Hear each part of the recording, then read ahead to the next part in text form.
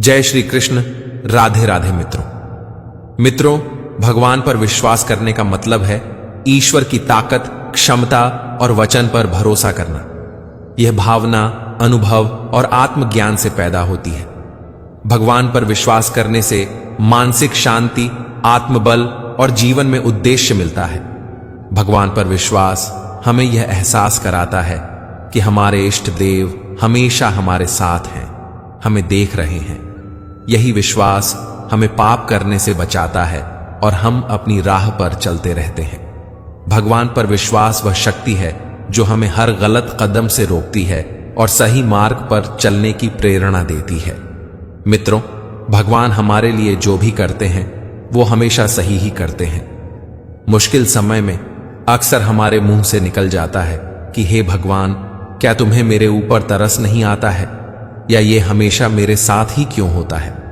हम जब ऐसा कहते हैं तो सबसे पहले तो हम अपनी काबिलियत पर भरोसा खो देते हैं और दूसरा, ईश्वर पर हमारा विश्वास हिल जाता है। हमें हमेशा यह ध्यान रखना चाहिए कि सब्र का फल मीठा होता है और भगवान जो करता है अच्छे के लिए ही करता है। हमें दुख और मुसीबतों के समय अपने हौसले नहीं खोना चाहिए और अपने भगवान, प्रकृति या भाग्य पर भरोसा रख संयम के साथ निरंतर कर्म करने चाहिए। मित्रों, इसे हम एक कहानी के माध्यम से समझते हैं। एक बहुत ही अमीर व्यक्ति था। उसने समुद्र में अकेले घूमने के लिए एक नाव बनवाई और छुट्टी के दिन वह नाव लेकर अकेले समुद्र की सैर करने निकल पड़ा। वह समुद्र में कुछ आगे पहुंचा ही था कि अचानक एक जोरदार तूफान आ गया। उसकी नाव पूरी तरह से तहस नहस हो गई, लेकिन वह लाइफ जैकेट के साथ समुद्र में कूद गया। जब तूफान शांत हुआ तब वह तैरता तैरता एक टापू पर जा पहुंचा, मगर वहां भी कोई नहीं था। टापू के चारों ओर समुद्र के अलावा कुछ भी नजर नहीं आ रहा था। उस आदमी ने सोचा कि जब मैंने पूरी जिंदगी में किसी का कभी बुरा नहीं किया तो मेरे साथ बुरा नहीं होगा। उसको लगा कि ईश्वर ने मौत से बचाया है तो आगे का रास्ता भी वही दिखाएगा। धीरे धीरे वह वहां पर उगे फल पत्ते खाकर दिन बिताने लगा, मगर अब धीरे धीरे उसे लगने लगा था कि वह इस टापू पर फंस गया है। मगर अब भी ईश्वर पर उसका भरोसा कायम था। उसने सोचा, इतने दिनों से मैं इस टापू पर मारा मारा फिर रहा हूं, क्यों ना यहां एक झोपड़ी बना लूं। पता नहीं अभी और कितने दिन यहां बिताने होंगे। पूरे दिन लकड़ियां और पत्ते वगैरह इकट्ठा कर उसने झोपड़ी बनानी शुरू की। रात होते होते उसकी झोपड़ी बनकर तैयार हो गई थी। अभी वह झोपड़ी के बाहर खड़ा होकर उसे देखते हुए सोच रहा था कि आज से झोपड़ी में सोने को मिलेगा।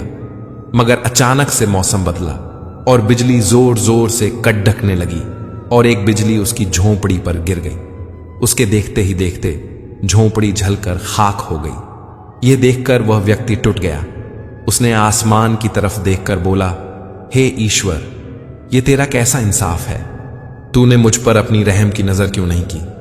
मैंने हमेशा तुझ पर विश्वास बनाए रखा। फिर वह इंसान हताश और निराश होकर सर पर हाथ रखकर रोने लगा। अचानक ही एक नाव टापू के पास आई। नाव से उतरकर दो आदमी बाहर आए और बोले कि हम तुम्हें बचाने आए हैं।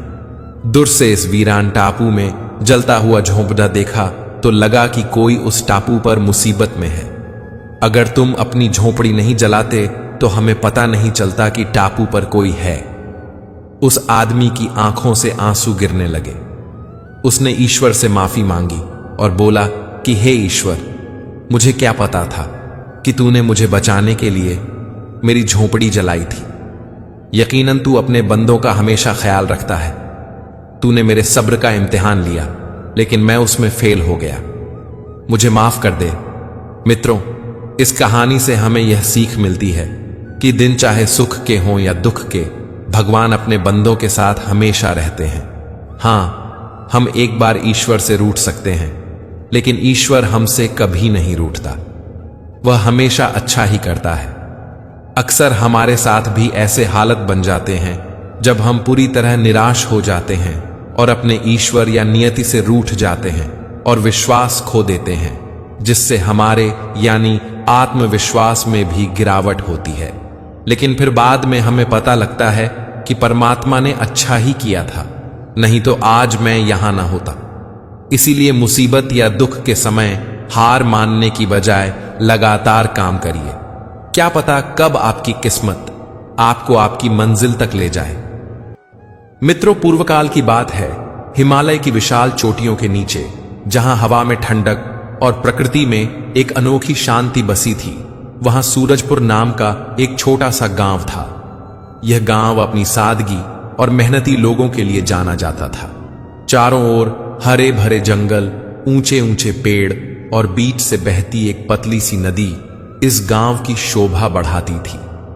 नदी के किनारे बने एक छोटे से मंदिर में भगवान विष्णु की एक पुरानी मूर्ति थी, जिसे गांव वाले अपनी आस्था का केंद्र मानते थे। सुबह होते ही मंदिर के पास घंटियों की आवाज और भक्तों की प्रार्थना गूंजती थी। इसी गांव में नंदन नाम का एक गरीब कारीगर रहता था। नंदन की उम्र करीब 30 साल थी, लेकिन उसका चेहरा मेहनत और सादगी से चमकता था। उसकी कदकाठी साधारण थी, पर उसकी आंखों में एक गहरी शांति झलकती थी। वह मिट्टी के बर्तन बनाता था। दिन भर वह नदी किनारे की गीली मिट्टी लाता, उसे गूंथता और अपने चाक पर बैठकर बर्तन बनाता। शाम को वह इन्हें बाजार ले जाता, जहां लोग उसकी मेहनत की कीमत चुकाते। उसकी कमाई ज्यादा नहीं थी, लेकिन अपने छोटे से परिवार को पालने के लिए काफी थी। नंदन की पत्नी का नाम लक्ष्मी था। वह एक साहसी और मेहनती महिला थी, जो घर संभालती थी और अपने पति की हर मुश्किल में साथ देती थी। उनकी एकमात्र संतान थी, जिसका नाम गोपाल था। गोपाल 5 साल का एक नन्हा सा बालक था, जिसकी शरारतें और मासूम हंसी घर में खुशियां भर देती थी। नंदन का जीवन सादा था, लेकिन उसकी सबसे बड़ी पूंजी थी उसका विश्वास। भगवान विष्णु पर उसकी अटूट श्रद्धा थी। हर सुबह सूरज उगने से पहले वह नदी किनारे मंदिर जाता। वहां वह मूर्ति के सामने बैठता, अपनी आंखें बंद करता और नारायण स्तोत्र का पाठ करता। उसकी आवाज में एक ऐसी मिठास थी कि आसपास के पक्षी भी चुपचाप सुनते। वह प्रार्थना करता, हे नारायण, मेरे परिवार की रक्षा करना, हमें सुख और शांति देना, मैं आपका दास हूं। गांव वाले नंदन को प्यार करते थे। उसकी सादगी और ईमानदारी की मिसाल दी जाती थी। कुछ लोग उसकी भक्ति को देखकर हंसते भी थे। गांव का एक व्यापारी हरिया अक्सर कहता, नंदन, यह प्रार्थना करने से क्या होगा? भगवान तो ऊपर बैठे हैं, हमें यहां मेहनत करनी पड़ती है। नंदन बस मुस्कुरा देता और कहता, हरिया भाई, मेहनत मेरे हाथ में है, लेकिन आशीर्वाद उनके हाथ में है। हरिया हंसता और चला जाता, लेकिन नंदन का विश्वास कभी नहीं डगमगाया। सूरजपुर का जीवन शांतिपूर्ण था। नदी हर साल बारिश के बाद भर जाती, खेतों में फसल लहलहाती और गांव वाले अपने त्योहारों को धूमधाम से मनाते। मंदिर में हर पूर्णिमा को मेला लगता, जहां बच्चे खेलते और बड़े बूढ़े भगवान के गुण गाते। नंदन भी अपने बेटे गोपाल को गोद में उठाकर मंदिर ले जाता और उसे कहानियां सुनाता कि कैसे भगवान विष्णु ने प्रहलाद की रक्षा की, कैसे उन्होंने वराह रूप में धरती को बचाया। गोपाल की आंखें चमकती और वह कहता, पिताजी, क्या भगवान सचमुच हमारी मदद करते हैं? नंदन उसके सिर पर हाथ फेरता और कहता, हां बेटा, जब हम उन पर भरोसा करते हैं वे हमारे साथ होते हैं। लेकिन यह सुख ज्यादा दिन नहीं टिका। एक साल ऐसा आया जब आसमान से पानी की एक बूंद भी न गिरी। सूरजपुर के ऊपर बादल मंडराते, लेकिन बारिश नहीं होती। नदी का पानी धीरे धीरे कम होने लगा और खेत सूखने लगे। गांव में एक अजीब सन्नाटा छा गया। लोग चिंतित हो उठे। नंदन का जीवन भी इस संकट की चपेट में आ गया। वह साल सूरजपुर के लिए अभिशाप बन गया। गर्मियां खत्म हुई, लेकिन मानसून नहीं आया। नदी, जो कभी गांव की जीवन रेखा थी, अब एक पतली धारा में सिमट गई। फिर एक दिन वह पूरी तरह सूख गई। नदी का तल फट गया और उसमें सिर्फ सूखी मिट्टी और पत्थर रह गए। खेतों में जो फसलें तैयार थीं, वे मुरझा गईं। गांव वालों के चेहरों पर उदासी छा गई। कुछ लोग अपने पशुओं को बेचने लगे, कुछ शहर की ओर पलायन करने की सोचने लगे। नंदन के लिए यह संकट और भी गहरा था। बर्तन बनाने के लिए उसे गीली मिट्टी और पानी चाहिए था, लेकिन अब दोनों ही नहीं थे। उसने सूखी मिट्टी को पानी डालकर गीला करने की कोशिश की, लेकिन गांव में बचा हुआ पानी पीने के लिए भी कम पड़ रहा था। बाजार में ग्राहक आना बंद हो गए क्योंकि किसी के पास पैसे नहीं थे। नंदन के घर में अनाज का भंडार खाली होने लगा। लक्ष्मी ने चिंता में कहा, नंदन, अब क्या करेंगे? गोपाल को 2 दिन से भूखा रखा है। वह रो रो कर सो गया। नंदन ने उसकी ओर देखा और शांत स्वर में कहा, लक्ष्मी, घबराओ मत। भगवान विष्णु हमारी परीक्षा ले रहे हैं। वे हमारी मदद जरूर करेंगे। लक्ष्मी का गुस्सा भड़क उठा।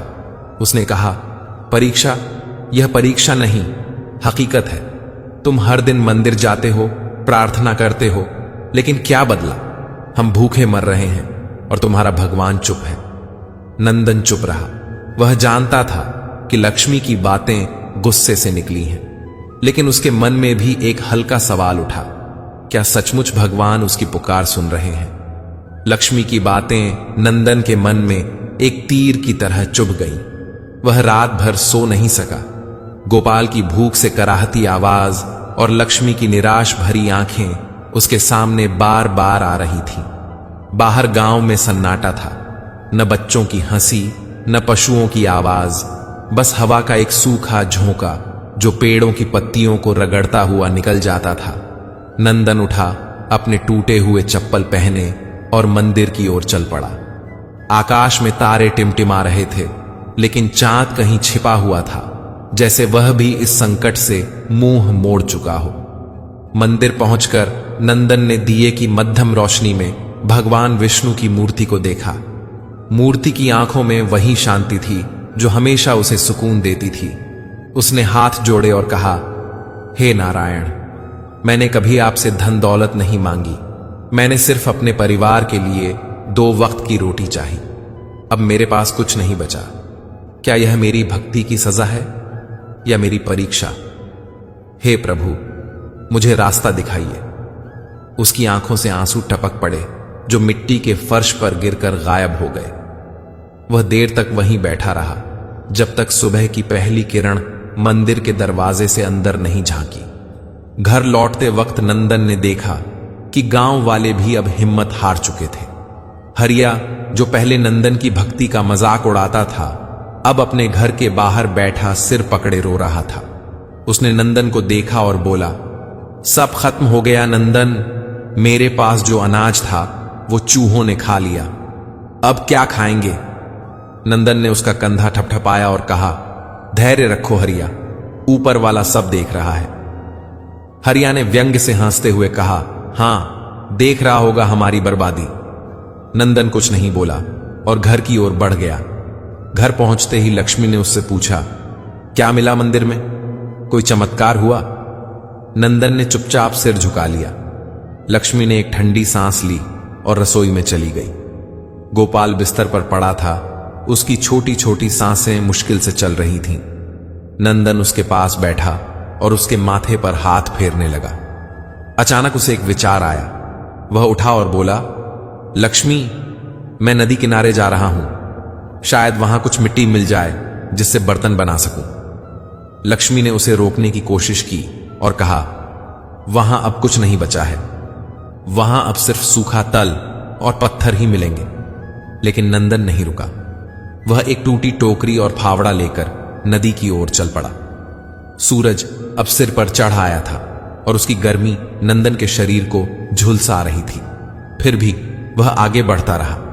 नदी का सूखा किनारा अब एक बंजर भूमि जैसा दिख रहा था। उसने फावड़ा उठाया और मिट्टी खोदने लगा। पसीना उसकी आंखों में चला गया, लेकिन उसने हार नहीं मानी। तभी फावड़े की नोक किसी सख्त चीज से टकराई। नंदन ने झुककर देखा, यह कोई पत्थर नहीं था, बल्कि एक चमकदार सोने का सिक्का था। उसने उसे हाथ में उठाया। सिक्के पर भगवान विष्णु का चक्र और शंख बना हुआ था। नंदन की आंखें चौड़ी हो गईं। उसने आसपास देखा, कोई नहीं था। उसने सिक्के को अपनी धोती में बांधा और तेजी से घर की ओर भागा। घर पहुंचकर उसने लक्ष्मी को बुलाया। लक्ष्मी, देखो भगवान ने हमारी सुन ली। लक्ष्मी ने सिक्का देखा और अवाक रह गई। उसने पूछा, यह कहां से मिला? नंदन ने पूरी बात बताई। लक्ष्मी की आंखों में पहली बार उम्मीद की चमक दिखी। उसने कहा, इसे बाजार ले चलो, इससे अनाज और पानी खरीद सकते हैं। नंदन ने हामी भरी और उसी दिन बाजार गया। उसने सिक्के के बदले एक बोरी अनाज, एक घड़ा पानी और गोपाल के लिए कुछ गुड़ ले लिया। जब वह घर लौटा तो गोपाल की आंखों में खुशी लौट आई। उसने गुड़ छका और मुस्कुराते हुए कहा, पिताजी, भगवान सचमुच अच्छे हैं। लक्ष्मी ने भी नंदन को गले लगाया और कहा, शायद तुम सही थे। उस रात कई दिनों बाद परिवार ने पेट भर खाना खाया, लेकिन यह खुशी गांव तक नहीं पहुंची। जब हरिया को पता चला तो वह नंदन के घर आया और बोला, यह सिक्का तुझे ही क्यों मिला? हम सब भूखे मर रहे हैं और तुझे चमत्कार मिल गया। नंदन ने शांत स्वर में कहा, हरिया, यह भगवान की कृपा है। मैंने कुछ अनाज तुम्हारे लिए रखा है, ले जाओ। हरिया चुपचाप अनाज लेकर चला गया, लेकिन उसके मन में जलन बाकी थी। नंदन के सिक्के की खबर पूरे सूरजपुर में फैल गई। कुछ लोग इसे चमत्कार मानने लगे तो कुछ नंदन की किस्मत से ईर्ष्या करने लगे। गांव के बुजुर्ग रामू काका ने कहा, यह भगवान विष्णु का आशीर्वाद है, नंदन की भक्ति सच्ची है। लेकिन कुछ युवाओं ने तंज कसा और कहा, अगर भगवान है तो सबको सिक्के क्यों नहीं मिलते? नंदन इन बातों से परेशान नहीं हुआ। वह हर सुबह मंदिर जाता और प्रार्थना करता, हे नारायण, मेरे गांव को भी बचा लो।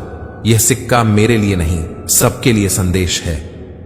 उधर लक्ष्मी का मन अब थोड़ा बदलने लगा था।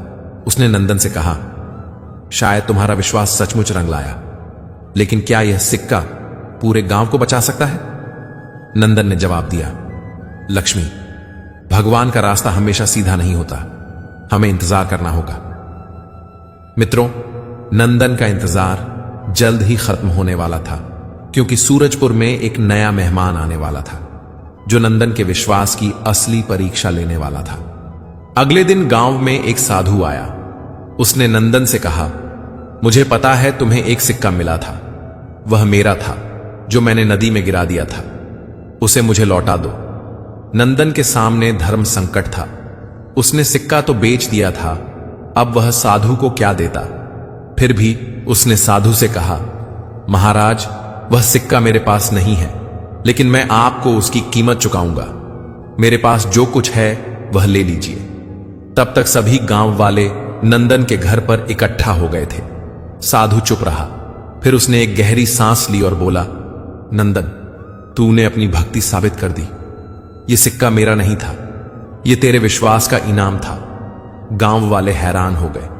साधु ने अपनी छड़ी उठाई और जमीन पर जोर से ठोकी। अचानक आसमान में एक तेज गड़गड़ाहट हुई।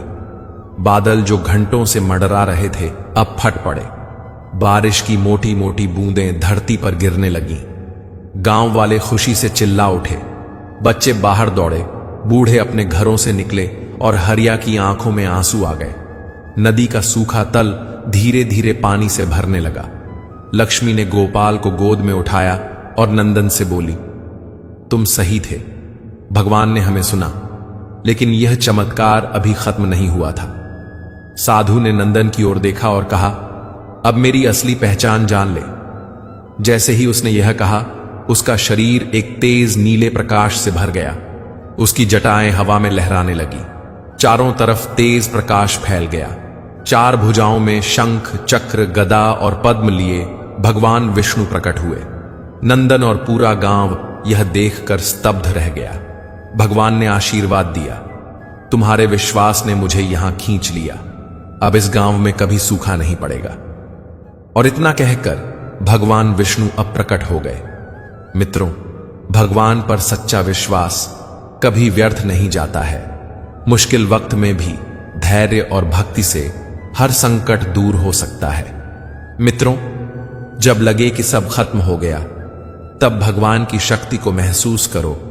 मुश्किलें कितनी भी बड़ी हों, भगवान का विश्वास उन्हें छोटा कर देता है। जीवन के हर मोड़ पर हम एक अदृश्य शक्ति की खोज करते हैं, वह शक्ति जो हमारे संघर्षों को ताकत देती है और निराशाओं में हमें उम्मीद का प्रकाश दिखाती है। भगवान पर विश्वास केवल एक धार्मिक कृत्य नहीं, बल्कि एक गहरी आंतरिक यात्रा है। जब भी आप भगवान को कुछ समय के लिए भूल जाते हैं, तो आपने भी जरूर महसूस किया होगा कि उस समय आप सबसे अधिक पाप के भागीदार बन जाते हैं, क्योंकि उस समय आपको किसी का भी डर नहीं रहता। भगवान पर विश्वास हमें यह एहसास कराता है कि हमारे इष्ट देव हमेशा हमारे साथ हैं, हमें देख रहे हैं। यही विश्वास हमें पाप करने से बचाता है और हम अपनी राह पर चलते रहते हैं। भगवान पर विश्वास वह शक्ति है जो हमें हर गलत कदम से रोकती है और सही मार्ग पर चलने की प्रेरणा देती है। खुश रहना है तो जिंदगी के फैसले अपनी परिस्थितियों को देख कर लें। दुनिया को देख कर जो फैसले लेते हैं वो दुखी ही रहते हैं। कोई कुछ भी कहे, बस अपने आप को शांत रखो, क्योंकि सूरज की किरणें कितनी भी तेज क्यों ना हो, समुद्र सुखा नहीं करते। किसी ने शिकायत की कि हे मेरे ईश्वर, बड़ी मुश्किल से मैंने घोंसला बनाया था, आपने तूफान भेज दिया और मेरा घर उजड़ गया। ऊपर से आवाज आई, तेरे घोंसले में सांप आया था तुझे खाने के लिए, इसलिए तूफान भेजा था ताकि तुम जाग जाओ और उड़ सको और तुम्हारी जान सुरक्षित रहे। हमारी जिंदगी में कितनी मुश्किलें आती हैं, हमें पता भी नहीं होता कि हमारा परमात्मा हमें किस तरह परेशानी से बचाता है। अगर तुम्हें लगता है कि परमात्मा तुम्हें कष्ट के पास ले आए हैं, तो भरोसा रखिए, वो तुम्हें कष्ट के पार भी ले जाएंगे। मन की पीड़ा का कोई अंत नहीं, इसलिए दूसरों को कोसने से कोई लाभ नहीं है। इसका सबसे सरल उपाय है कि अपने मन को ईश्वर को समर्पित कर दो। ईश्वर के साथ जुड़ते ही जीवन में खुशियों का, सुकून का, संयम का, सहन शक्ति का, प्रेम का, नई ऊर्जा का, जीवन के सही राह का, संतुष्टि का आरंभ जरूर हो जाता है और हमारा मन पीड़ा से कैसे मुक्त होता है पता भी नहीं चलता। अगर प्रभु तुमसे ज्यादा इंतजार करवा रहे हैं तो तैयार रहना, वो उससे कहीं ज्यादा देने वाले हैं जितना तुमने मांगा है। जिस तरह लोग मुर्दे इंसान को कंधा देना पुण्य समझते हैं, काश इस तरह जिंदा इंसान को सहारा देना पुण्य समझने लगते तो जिंदगी आसान हो जाती। मत सोच इतना जिंदगी के बारे में, जिसने जिंदगी दी है उसने भी कुछ सोचा होगा। आपका बीता हुआ कल भले ही कष्टों से भरा हुआ हो, पर आने वाला कल आपके हाथों में है। मन अंधा होता है, इसके पास अपना कोई ज्ञान नहीं होता। मन कुछ नहीं जानता और ना ही सही मार्गदर्शन कराता है। इसलिए आप अंधे मन की बातें मानकर जरूरी काम को टालना बंद कीजिए। आप हमेशा अपने बुद्धि से काम लीजिए, मन से नहीं, क्योंकि अंधा मन हमेशा आपको जरूरी कामों को करने से रोक देता है। जब आप बुद्धि के जरिए जरूरी कामों को करना शुरू कर देंगे तो धीरे धीरे आपका मन आपका मित्र बनता चला जाएगा। लेकिन अभी आपका मन आपका दुश्मन बना हुआ है, जो आपको हर दिन बर्बाद कर रहा है। मन से सोचे कार्यों को मुंह से बाहर मत निकालो। जिस प्रकार किसी गुप्त मंत्र की रक्षा करते हैं, उसी प्रकार अपने बड़े लक्ष्यों को मन में रखकर उसकी रक्षा करो।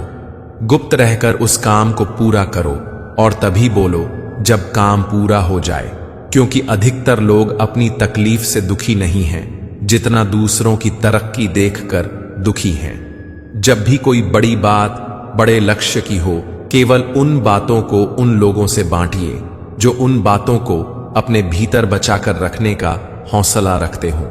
यदि कभी आर्थिक स्थिति कमजोर हो जाए, यदि कभी बड़ा नुकसान हो जाए, यदि कभी सब कुछ चोरी हो जाए, नष्ट हो जाए, तो उस बात को अपने अंदर छुपाकर रख लेना।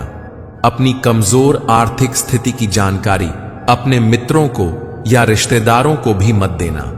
सहानुभूति पाने के लिए 4 आंसू मत गिराना, क्योंकि अगर लोगों को पता चल जाएगा कि आपके पास पैसों की कमी है, आर्थिक स्थिति की दिक्कत है, तो लोग आपसे धीरे धीरे मुंह मोड़ लेंगे और आपकी कदर करना छोड़ देंगे। इसलिए जब आर्थिक स्थिति कमजोर हो तो ज्यादा मुस्कुराएं और खुद को ज्यादा सशक्त दिखाएं, क्योंकि लोग उतना ही समझ पाते हैं जितना आप उनको दिखाते हैं। रोना छोड़िए, अतीत के बारे में सोचकर दुखी होना छोड़िए। क्या नहीं है इसकी परवाह करना छोड़िए।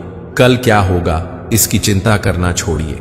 एक बात हमेशा याद रखें, पहले तो किसी मित्र पर विश्वास न करें। यदि आपके आसपास ऐसे कोई लोग हैं जिनकी जीवन शैली लगातार नकारात्मक कार्यों में लिप्त है, वो कितने भी करीबी दोस्त क्यों ना हो, आज नहीं तो कल आपको नुकसान जरूर पहुंचाएंगे। आपकी जिंदगी में कुछ नहीं बदलेगा जब तक आप खुद को नहीं बदलोगे।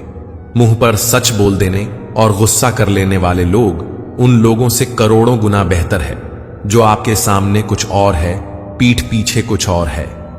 किसी का दर्द समझने के लिए इंसान के अंदर का इंसान होना जरूरी है। कौवा कोयल की आवाज को दबा सकता है मगर खुद की आवाज मधुर नहीं बना सकता। उसी तरह निंदा करने वाला व्यक्ति सज्जन को बदनाम कर सकता है परंतु खुद सज्जन नहीं बन सकता।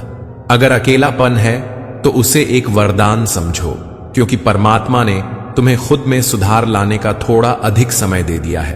अकेले रहने का आनंद लेना सीखो, क्योंकि कोई भी हमेशा के लिए आपके साथ नहीं रहेगा। वक्त की एक आदत बहुत अच्छी है, जैसा भी हो गुजर जाता है। कामयाब इंसान खुश रहे या ना रहे, परंतु खुश रहने वाला इंसान कामयाब जरूर हो जाता है। जब सुखी हो तो भगवान को मत भूलना, और जब दुखी हो तो भगवान पर विश्वास रखना। उन्हें छोड़ देना उचित है जो आपके होने का मूल्य नहीं जानते। यदि संसार में प्रत्येक कार्य मनुष्य द्वारा संभव होता तो परमात्मा का अस्तित्व ही नहीं होता। जहां से तुम्हारे रत्नों का अंत होता है, वहीं से ईश्वर का कार्य प्रारंभ होता है।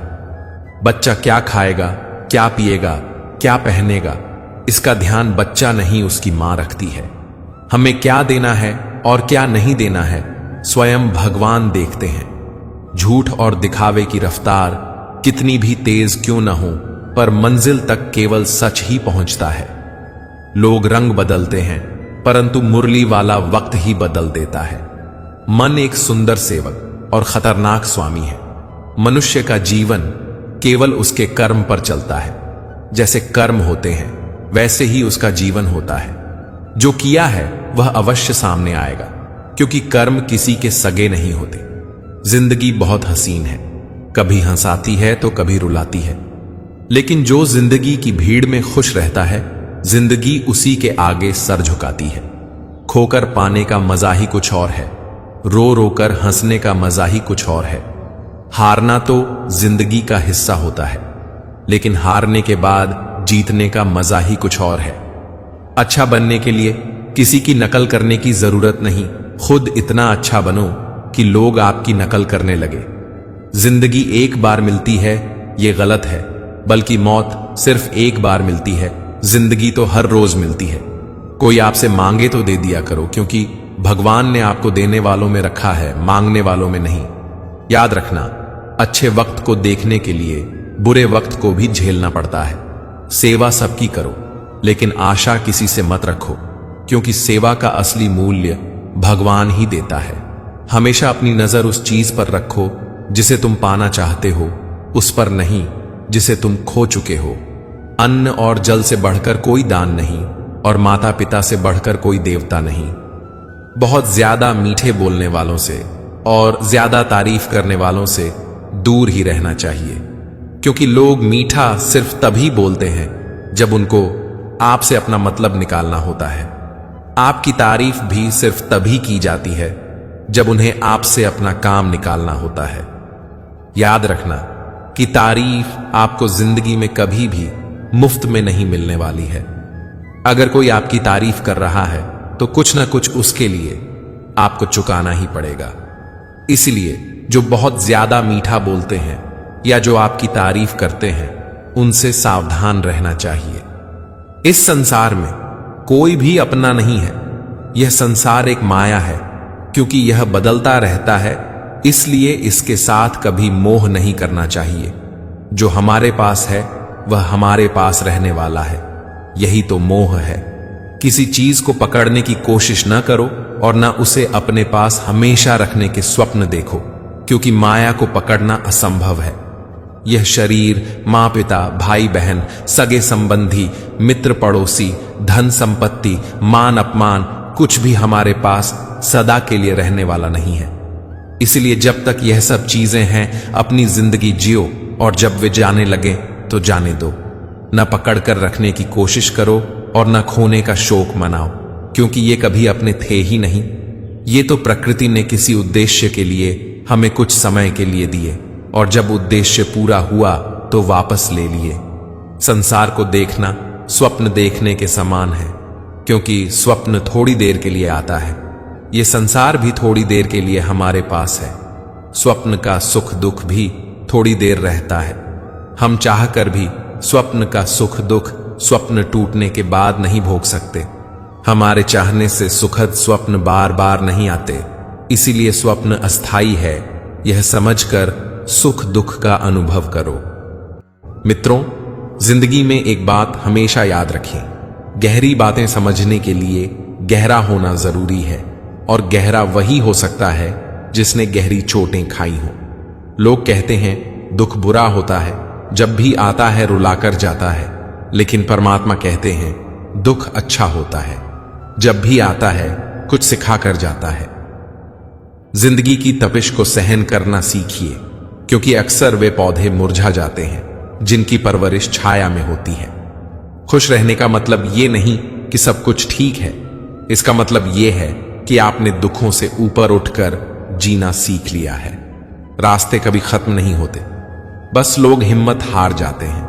तैरना सीखना है तो पानी में उतरना ही होगा, किनारे बैठकर कोई गोताखोर नहीं बनता। श्री कृष्ण कहते हैं खुद की तरक्की में इतना वक्त लगा दो कि किसी दूसरे की बुराई करने का वक्त ही न मिले। असंभव शब्द का प्रयोग केवल कायर ही करते हैं। बहादुर और बुद्धिमान व्यक्ति के लिए असंभव नाम की कोई चीज ही नहीं होती। शांत रहने से सभी दुखों का अंत हो जाता है, और शांत मन मनुष्य की बुद्धि को शीघ्र ही स्थिर करने में और परमात्मा से मिलन करने में सहायता करती है। हमारी आस्था की परीक्षा तब होती है जब हम जो चाहे वो हमें न मिले, और फिर भी हमारे दिल से प्रभु के लिए शुक्रिया ही निकले। इंसान की इच्छा पूरी नहीं होती है तो उसका क्रोध बढ़ता है, और उसकी इच्छा पूरी हो जाती है तो लोभ बढ़ता है। इसलिए जीवन की हर स्थिति में अपने धैर्य को बनाए रखें। श्री कृष्ण कहते हैं कि मनुष्य को अपने मन को बार बार यही समझाना चाहिए कि ईश्वर के अलावा उसका इस दुनिया में और कोई नहीं है। अहंकार उस समय उत्पन्न होता है जब हम यह भूल जाते हैं कि प्रशंसा हमारी नहीं, हमारे गुणों की जा रही है। यदि मनुष्य शिक्षा से पहले संस्कार, व्यापार से पहले व्यवहार तथा भगवान से पहले माता पिता को पहचान ले, तो उसके जीवन में कभी कोई परेशानी ही नहीं होगी। इस संसार में सब कुछ समाप्त होने जैसा कुछ नहीं होता है। सदैव एक नई शुरुआत हमारी प्रतीक्षा कर रही होती है। लोग अक्सर सत्य कहने से डरते या बचते हैं, परंतु सत्य कभी भी छुप नहीं सकता है और न ही कभी मिट सकता है। सत्य को कितना भी छुपा लो, वह कभी न कभी तो उजागर हो ही जाएगा। अच्छे लोगों का साथ भगवान की कृपा से प्राप्त होता है, किंतु बुरी संगति में पड़ जाना मनुष्य के स्वयं के हाथ में ही होता है। मनुष्य को सदैव अपनी वाणी पर संयम रखना चाहिए, क्योंकि वाणी के द्वारा दिए गए घाव कभी नहीं भरते हैं। किस्मत पर सिर पीटने से बेहतर है मेहनत का तूफान पैदा करो, दरवाजे अपने आप खुल जाएंगे। दुख आपका सर्वश्रेष्ठ मित्र है, क्योंकि वह आपसे ईश्वर की खोज करवाता है। श्री कृष्ण कहते हैं दुनिया का सबसे कीमती तोहफा एक अच्छा मित्र है, जो कीमत से नहीं किस्मत से मिलता है। समय और स्थिति कभी भी बदल सकती है, इसलिए कभी किसी का अपमान ना करें और ना ही किसी को तुच्छ समझें।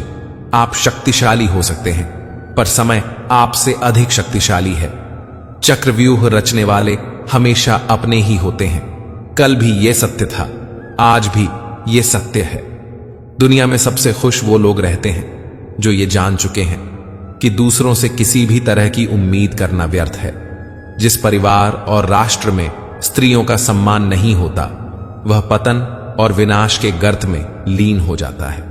जब किसी के नाम को बार बार पुकारा जाता है, तो उसे मुड़कर देखना ही पड़ता है कि कौन उसे बुला रहा है। उसी प्रकार जब ईश्वर के नाम का सिमरण बार बार किया जाता है तो ईश्वर उनकी पुकार जरूर सुनते हैं। गीता में लिखा है, कर्मों से डरिए, ईश्वर से नहीं, क्योंकि ईश्वर माफ कर देता है परंतु कर्म नहीं। कान्हा कहते हैं, भगवान किसी का भाग्य नहीं लिखता, अपितु प्रत्येक व्यक्ति अपना भाग्य स्वयं लिखता है। मौन सबसे अच्छा उत्तर है किसी ऐसे व्यक्ति के लिए जो आपके शब्दों को महत्व नहीं देता। कोई भी व्यक्ति हमारा मित्र या शत्रु बनकर संसार में नहीं आता, बल्कि हमारा व्यवहार और शब्द ही लोगों को मित्र और शत्रु बनाते हैं। श्री कृष्ण से कितना कुछ छूटा, पहले मां छूटी, फिर पिता छूटे, फिर जो नंद यशोदा मिले वो भी छूटे, संगी साथी छूटे, राधा भी छूटी, गोकुल छूटा, फिर मथुरा छूटी। श्री कृष्ण से जीवन भर कुछ न कुछ छूटता ही रहा। नहीं छूटा तो देवत्व, मुस्कान और सकारात्मकता। श्री कृष्ण दुख नहीं, उत्सव के प्रतीक हैं। सब कुछ छूटने पर भी कैसे खुश रहा जा सकता है, यह श्री कृष्ण से अच्छा कोई नहीं सीखा सकता। इसलिए हमेशा खुश रहें, सदा मुस्कुराते रहें। श्री कृष्ण कहते हैं, सरल स्वभाव वाले व्यक्ति को कमजोर समझने की भूल नहीं करनी चाहिए। सरलता उसका संस्कार है, कमजोरी नहीं। हे अर्जुन, मनुष्य अपने विश्वास से निर्मित होता है। जैसा वो विश्वास करता है वैसा वो बन जाता है। जो मनुष्य समय के साथ अपनी सोच नहीं बदलता, धीरे धीरे वह मनुष्य विनाश के गर्त में चला जाता है। निर्भय वही है जो सत्य की शरण में है। जो असत्य का सहारा लेता है वह हमेशा भय में रहता है। ज्ञान धन से उत्तम है, क्योंकि धन की हमें रक्षा करनी पड़ती है, परंतु ज्ञान हमारी रक्षा करता है। श्री कृष्ण कहते हैं, औरों से दुनिया लड़ती है, परंतु जो वीर होता है वह स्वयं से लड़ता है। समय जब पलटता है तो सब कुछ पलट देता है। इसीलिए अच्छे समय में घमंड ना करें और बुरे वक्त में सब्र रखना ना छोड़ें। किसी से बदला लेने में समय व्यर्थ ना करें, क्योंकि जो आपको चोट पहुंचाते हैं वे अपने कर्म का स्वयं सामना करेंगे। जब सफर में हमसफर श्री कृष्ण हों तो रास्ते मंजिल से भी अधिक खूबसूरत हो जाते हैं। भावनाओं का कहां द्वार होता है, जहां हरि मिले वहीं हरिद्वार होता है। जिंदगी में जो कुछ भी होता है अच्छे के लिए होता है। बुरा वक्त इसलिए आता है ताकि हम अच्छे वक्त की कीमत जान सकें, और लोग इसलिए बदल जाते हैं ताकि हम उनके असली चेहरे पहचान सकें कि वो क्या थे और हम उन्हें क्या समझ रहे थे। जो ज्ञानी होता है उसे समझाया जा सकता है, जो अज्ञानी होता है उसे भी समझाया जा सकता है, परंतु जो अभिमानी होता है उसे कोई नहीं समझा सकता, उसे सिर्फ वक्त समझाता है। आशा और विश्वास कभी गलत नहीं होते। ये हम पर निर्भर करता है कि हमने आशा किससे की और विश्वास किस पर किया। बुद्धि सबके पास है, चालाकी करनी है या ईमानदारी, ये संस्कारों पर निर्भर करता है। हमारे जीवन में समस्याएं बिना किसी कारण नहीं आती, उनका आना एक इशारा है कि हमें अपने जीवन में कुछ बदलना है। ऐसे व्यक्ति को संभाल कर रखिए जिसने आपको यह 3 भेंट दी हो, साथ, समय और समर्पण। किसी के साथ गलत करके अपनी बारी का इंतजार जरूर करना, क्योंकि समय के पास हर किसी के कर्मों का हिसाब है। भगवान आपके लिए जो तैयारी कर रहे हैं उसमें कभी जल्दबाजी ना करें। विश्वास रखें कि यह इंतजार के लायक है। जो मनुष्य अपने मन को नियंत्रित नहीं करते उनके लिए वह शत्रु के समान कार्य करता है। अज्ञानी होना गलत नहीं है, बल्कि अज्ञानी बने रहना गलत है। जैसे उबलते पानी में कभी परछाई नहीं दिखती, ठीक उसी प्रकार परेशान मन से समाधान भी नहीं दिखते। शांत होकर देखिए, सभी समस्याओं का हल मिल जाएगा। भगवान श्री कृष्ण कहते हैं, मां बाप के बाद सिर्फ हिम्मत ही मनुष्य का साथ देती है, जो मनुष्य को कभी हारने नहीं देती। जिन्होंने आपको कष्ट दिया, कष्ट तो उन्हें भी मिलेगा, और यदि आप भाग्यशाली रहे तो ईश्वर आपको यह देखने का अवसर भी देंगे। सब्र का मेरे अभी इम्तिहान जारी है। वो वक्त भी आएगा जब बांके बिहारी कहेंगे, चल अब तेरी बारी है। कान्हा कहते हैं, इंसान का पतन उस समय शुरू हो जाता है जब वह अपनों को गिराने की सलाह गैरों से लेने लगता है। ताकत अपने शब्दों में डालो, आवाज में नहीं, क्योंकि फसल बारिश से उगती है, बाढ़ से नहीं। कुछ बातें समझने से नहीं, बल्कि खुद पर बीतने से समझ में आती है। विश्वास कभी भी चमत्कारों की इच्छा नहीं रखता, किंतु कई बार विश्वास के कारण चमत्कार हो जाते हैं। झूठी शान के परिंदे ही ज्यादा फड़फड़ाते हैं, बाज की उड़ान में कभी आवाज नहीं होती। संसार में हर इंसान का परिवर्तन निश्चित है। किसी का हृदय परिवर्तित होगा तो किसी का समय। जीवन में इन 5 तरह के लोगों से हमेशा सावधान रहे। पहला, जो आपका चापलूसी करता हो। दूसरा, जो आपके सामने अच्छा बोलते हैं और पीछे बुराई करते हैं। तीसरा, जिनको हमेशा आपसे कुछ चाहिए होता है। चौथा, जब आपको उनकी जरूरत होती है तब वह मौजूद नहीं रहते। पांचवा, जो आपको समझते नहीं और दिखावा करते हैं। अपनाना भी सीखो, ठुकराना भी सीखो, और जहां पर इज्जत नहीं हो वहां से उठकर जाना भी सीखो। कान्हा कहते हैं, बुरा लग जाए ऐसा सत्य बोल दो, लेकिन सत्य लगे ऐसा झूठ कभी मत बोलो। दूसरों को रुलाकर हासिल की गई चीज एक दिन रोकर खोनी पड़ेगी। साथ रहकर जो छल करे उससे बड़ा कोई शत्रु नहीं, और जो हमारे मुंह पर हमारी कमी बता दे उससे बड़ा कोई मित्र नहीं। आपका शांत एवं स्थिर दिमाग आपके जीवन की हर जंग का ब्रह्मास्त्र है। तुम्हें जो मिल रहा है वही तुम्हारे लिए बेहतर है, ये तुम नहीं जानते, पर देने वाला बखूबी जानता है। जिसकी मति और गति सत्य की हो उसका रथ आज भी श्री कृष्ण चलाते हैं। जीवन में कभी अभिमान नहीं होना चाहिए कि मुझे किसी की जरूरत नहीं पड़ेगी, और यह वहम भी नहीं होना चाहिए कि सबको मेरी जरूरत पड़ेगी। जो आपका है वो आपको मिलकर ही रहेगा, फिर चाहे उसे छीनने के लिए पूरी दुनिया एक हो जाए। जो तूने आज किया वही कल तेरे साथ भी होगा। यही नियति है और यही है प्रकृति का नियम। एक माटी का दिया भी रात भर अंधेरे से लड़ता है। तू तो कृष्ण भक्त है, फिर मुश्किलों से क्यों डरता है? जीवन में जो भी करो पूर्ण समर्पण के साथ करो। प्रेम करो तो मीरा की तरह, प्रतीक्षा करो तो शबरी की तरह, भक्ति करो तो हनुमान की तरह, और अगर शिष्य बनो तो अर्जुन की तरह। श्री कृष्ण कहते हैं कि अगर मेरा भक्त मौन रहकर सब कुछ सुन रहा है तो स्मरण रखिए, उसका मौन और विश्वास का उत्तर मैं स्वयं देता हूं। यदि उदासी का कारण दुनिया है तो खुशी का कारण कृष्ण को बनाओ। जो बदला जा सके उसे बदलो, जो बदला ना जा सके उसे स्वीकारो, और जो स्वीकारा ना जा सके उससे दूर हो जाओ, लेकिन स्वयं को हमेशा खुश रखो।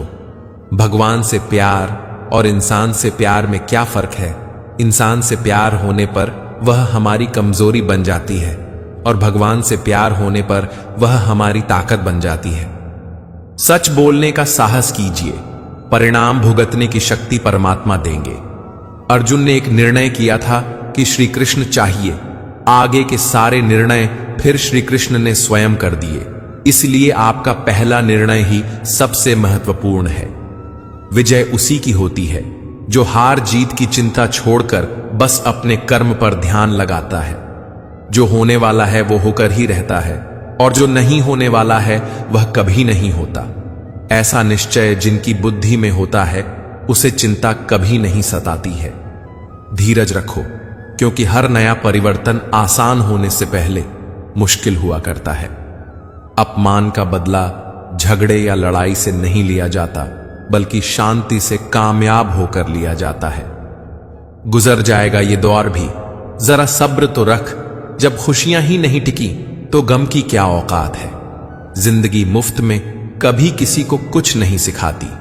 जब कोई कहता है कि मुझे जिंदगी ने सिखाया है, तो यकीन मानिए उस सबक की उसने बहुत बड़ी कीमत चुकाई होगी। कान्हा कहते हैं, जिस प्रकार रात के बाद दिन आता है और यह प्रक्रिया चलती रहती है, ठीक उसी प्रकार बुरे वक्त के बाद अच्छा वक्त भी जरूर आता है। जिस दिन आपको अपना मूल्य खुद पता चल जाएगा, उस दिन के बाद से आपको किसी के द्वारा की गई प्रशंसा और निंदा से कोई फर्क नहीं पड़ेगा। उस दिन आप अपने साथ खुश रहना सीख जाओगे। कभी कभी जो हो रहा है उसे होने दो, क्योंकि ईश्वर ने हमारी सोच से भी बेहतर हमारे लिए सोच रखा है। श्री कृष्ण कहते हैं, चिंता और चिता में केवल एक बिंदु का अंतर है। चिता निर्जीव को जलाती है और चिंता जीवित को जलाती है। इसलिए चिंता करना आज से ही छोड़ दो। अपने सबसे खास से धोखा खाने के बाद लोग चाहकर भी किसी पर संपूर्ण प्रतिशत भरोसा नहीं कर पाते। यही सत्य है। अपनी सच्चाई को किसी के सामने साबित करने की कोशिश ना करें, क्योंकि अगर आप सच्चे हैं तो उसे वक्त एक दिन खुद साबित कर देगा। जिस प्रकार तेल समाप्त हो जाने पर दीपक बुझ जाता है, ठीक उसी प्रकार कर्मों के क्षीण हो जाने पर भाग्य भी नष्ट हो जाता है। दुनिया में हमारे सामने चाहे जो परिस्थिति आ जाए, एक काम करना, अपने जीवन को ऊपर वाले को सौंप देना, क्योंकि आप जीवन भर में जितना कर सकते हैं उससे कहीं ज्यादा तो वो एक पल में कर सकता है। भगवान पर विश्वास उस बच्चे की तरह करो जिसे हवा में उछालो तो वह हंसता है। वह डरता नहीं है, क्योंकि वह जानता है कि आप उसे गिरने नहीं दोगे।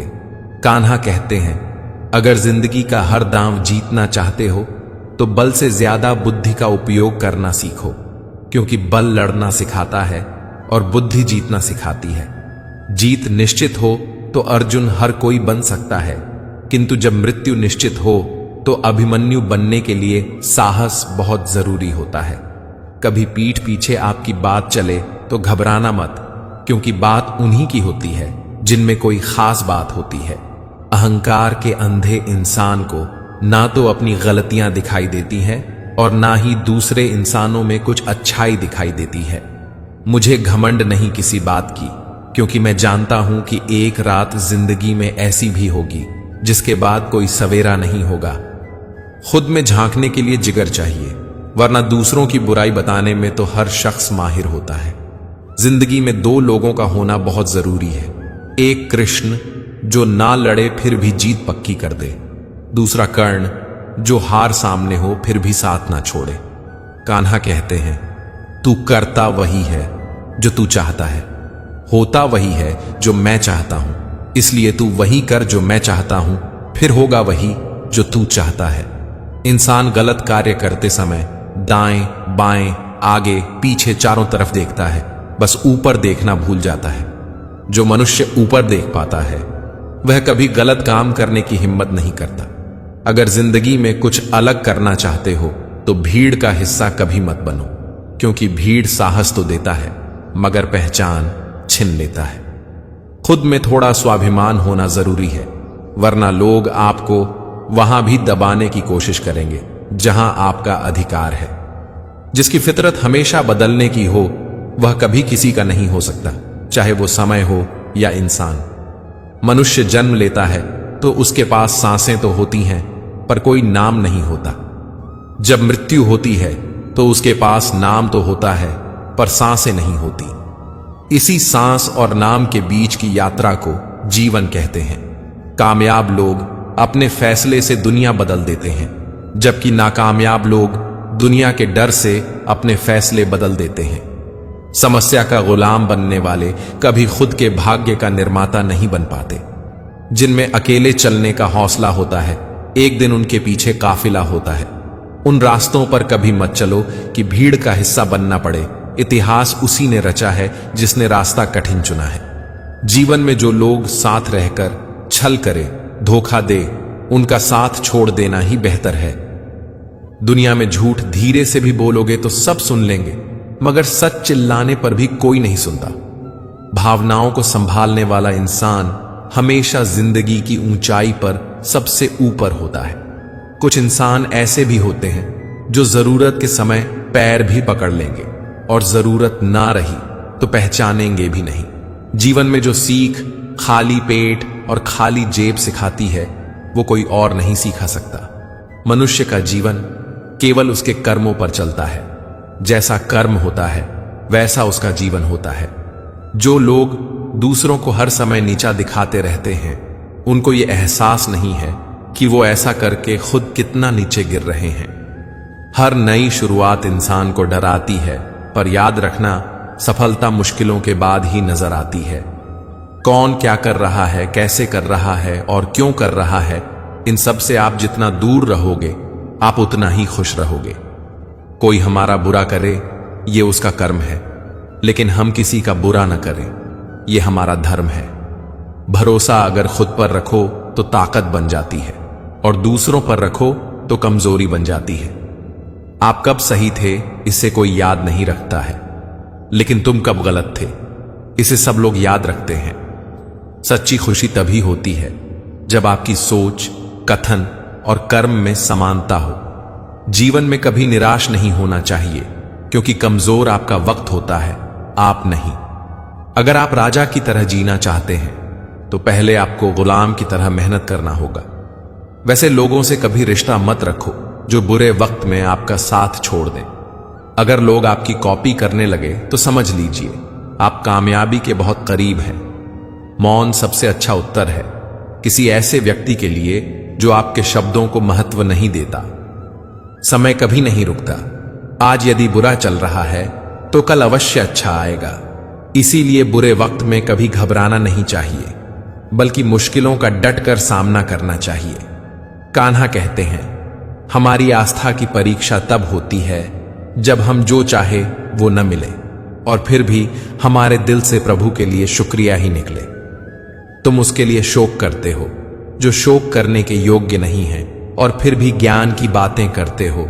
बुद्धिमान व्यक्ति ना जीवित और ना ही मृत व्यक्ति के लिए शोक करते हैं। तुम अपनी पीड़ा के लिए संसार को दोष मत दो, अपने मन को समझाओ। तुम्हारे मन का परिवर्तन ही तुम्हारे दुखों का अंत है। श्री कृष्ण कहते हैं, अगर तुम अपना कल्याण करना चाहते हो तो सभी तरह के उपदेशों, सभी धर्मों को छोड़कर एक मेरी ही शरण में आ जाओ, मैं तुम्हें मुक्ति प्रदान करूंगा। यह सच बात है कि भूल करके इंसान कुछ सीखता है, परंतु इसका यह मतलब नहीं कि वह जीवन भर भूल करता रहे और कहे कि हम सीख रहे हैं। प्यार और तकदीर कभी साथ नहीं चलते, क्योंकि जो तकदीर में होते हैं उनसे कभी प्यार नहीं होता, और जिससे हमें प्यार हो जाता है वह तकदीर में नहीं होता। राधा ने श्री कृष्ण से पूछा, प्यार का असली मतलब क्या होता है? श्री कृष्ण ने हंसकर कहा, राधे, जहां मतलब होता है वहां प्यार ही कहां होता है।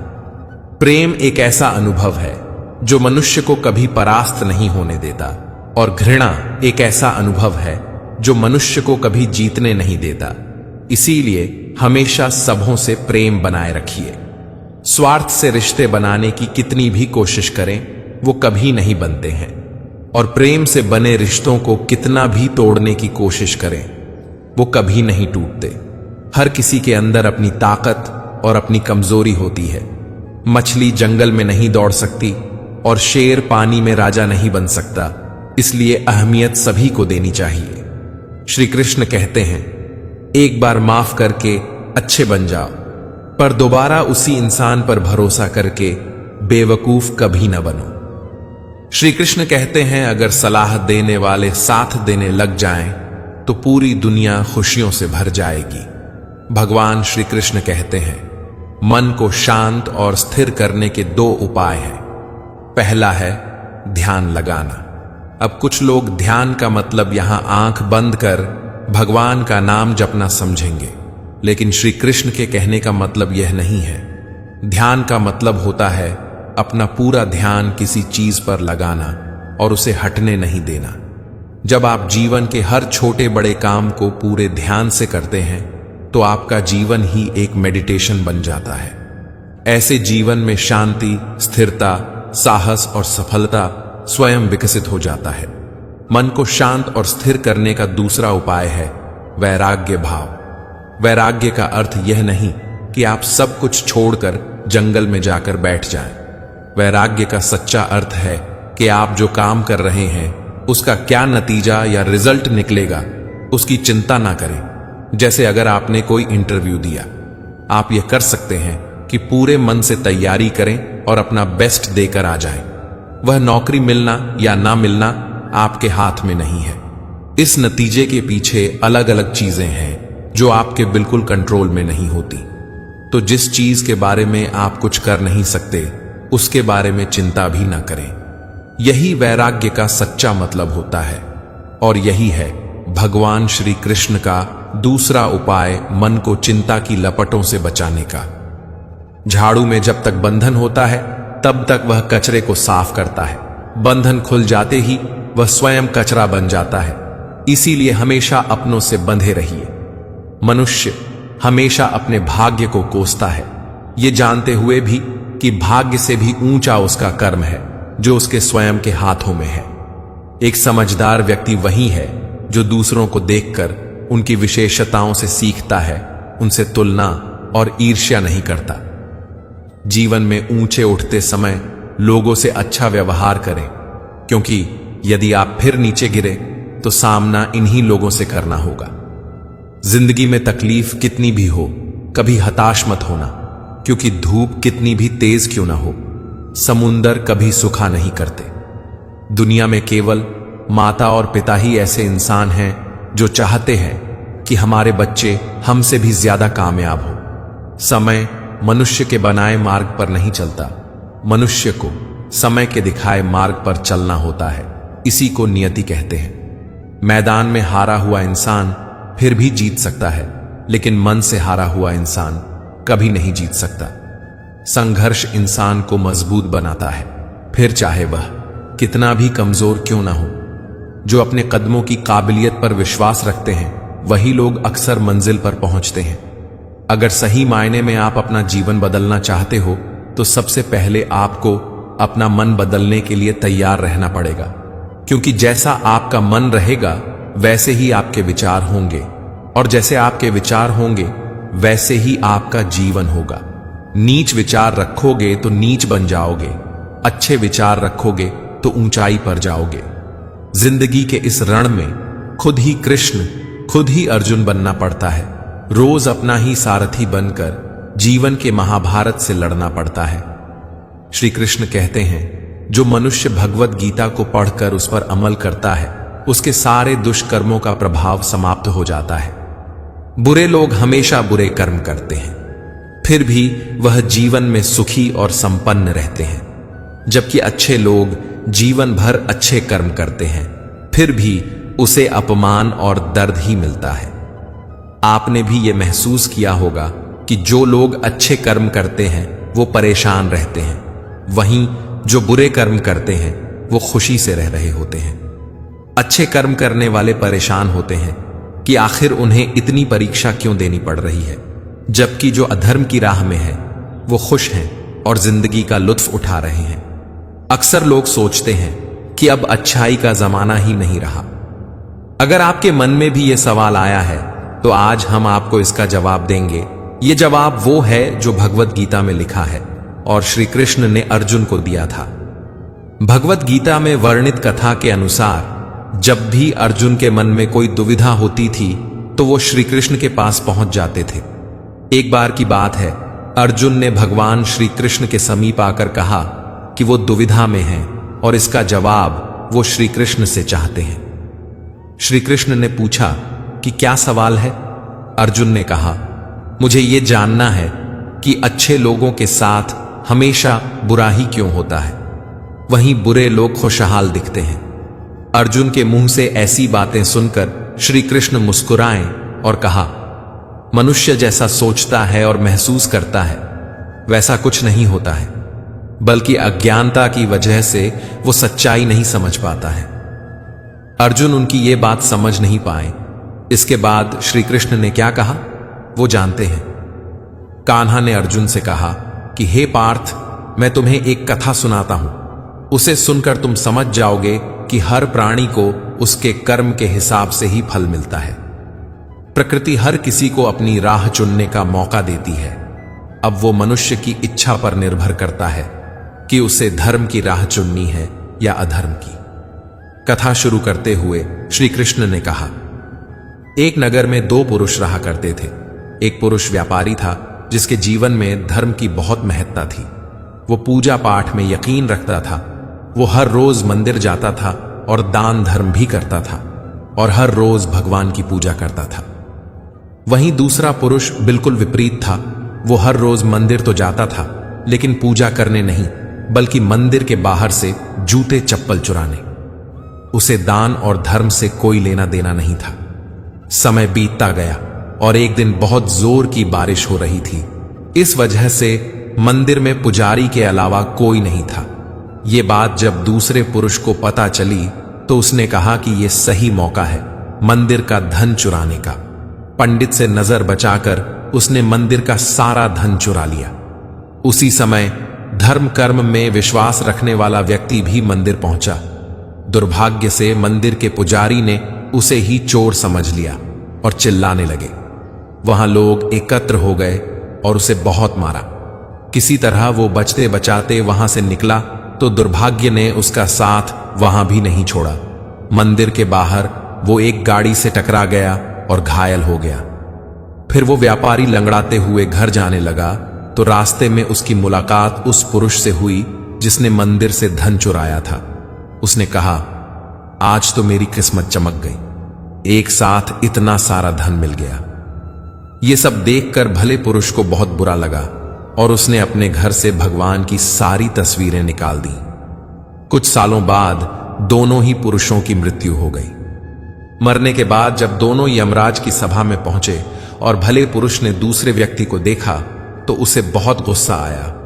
उसने क्रोधित होकर यमराज से पूछ ही लिया, मैं तो हमेशा अच्छे कर्म करता था, दान में विश्वास रखता था, उसके बदले जीवन भर मुझे अपमान और दर्द ही मिला और इस व्यक्ति को नोटों से भरी पोटली। आखिर ऐसा भेदभाव क्यों? इस पर यमराज ने कहा, पुत्र, तुम गलत समझ रहे हो। जिस दिन तुम्हारी गाड़ी से टक्कर हुई थी वो दिन तुम्हारे जीवन का आखिरी दिन था, परंतु तुम्हारे अच्छे कर्मों की वजह से तुम्हारी मौत सिर्फ एक छोटी सी चोट में बदल गई। तुम इस दुष्ट व्यक्ति के बारे में जानना चाहते हो। दरअसल इसके भाग्य में राजयोग था, मगर इसके कुकर्मों और अधर्म की वजह से वो सिर्फ एक छोटी सी धन की पोटली में बदल गया। कथा सुनाने के बाद श्री कृष्ण अर्जुन से कहते हैं, पार्थ, क्या अब तुम्हें तुम्हारे सवाल का जवाब मिल गया? ऐसा सोचना कि भगवान तुम्हारे कर्मों को नजरअंदाज कर रहे हैं, ये बिल्कुल भी सत्य नहीं है। भगवान हमें कब क्या किस रूप में दे रहा है मनुष्य को समझ में नहीं आता है। मगर आप अच्छे कर्म करते रहें तो भगवान की कृपा हमेशा बनी रहती है। इसलिए अपने अच्छे कर्मों को बदलना नहीं चाहिए, क्योंकि उसका फल हमें इसी जीवन में मिलता है।